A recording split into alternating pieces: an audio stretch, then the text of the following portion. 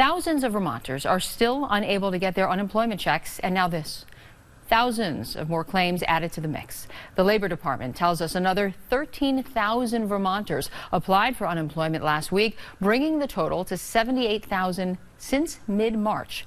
27-year-old Cody Salvador from Jeffersonville is just one of many who have applied for the benefits and can't get through to the Department of Labor to find out what's going on.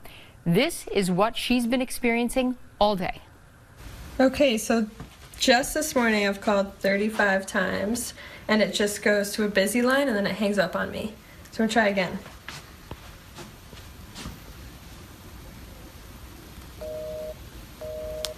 Just hang up right on me. Try again. Thank you for calling the Vermont Department of Labor's Unemployment Claims Center. We are experiencing high call volume and are unable to connect you at this time. Please call again later. Governor Phil Scott, in his press briefing yesterday, took responsibility for the major backlog. But we need to do better, and we're going to do better. And if this isn't enough, doesn't prove to be enough, we'll initiate further methods and other strategies to get money in the hands of Vermonters who need it. We reached out to the governor's office to find out what efforts were made or accomplishments reached today in the state's efforts to get people paid. We did not get a response from the governor or his staff. Frustrations mount as Vermonters still can't file for unemployment benefits. Cody Salvador from Jeffersonville joins me now to talk about her experience. Cody, where were you working before the shutdown? I was working at El Toro Mexican restaurant in Morrisville. What was your reaction when you first realized you were going to be out of a job? Well, at first I was doing takeout only, and then it just wasn't enough for the restaurant to keep going with paying me, and so the owner decided to do it by herself.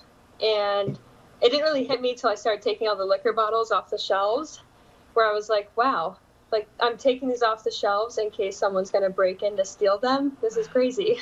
Wow. How long was it until you filed then for unemployment? I filed that day.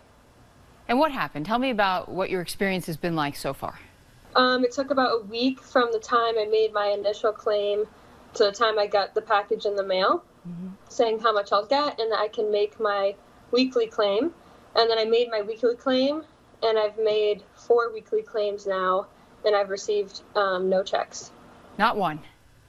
No. And no emails saying that they're working on it or that there's a problem. How many times have you tried to connect? Today, my phone said 115 times. How are you feeling about this? I feel like there's a more efficient way that they could be doing it.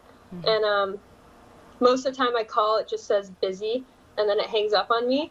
And then probably 25% of the time, it goes to an automatic voice saying that the phone is overwhelmed and they can't take my call right now and to try again later. But I started calling at 8:15, and I just got off the phone to talk to you. So I've been trying all day, so I don't know what else to do. What impact has this had on your day-to-day life? What has changed? I was living pretty close to paycheck before, but I've never felt like this before. Yesterday I got the stimulus check, so I was able to pay my bills, but I was behind on a couple of them, and I'm worried about rent for May. I've never really felt that way before.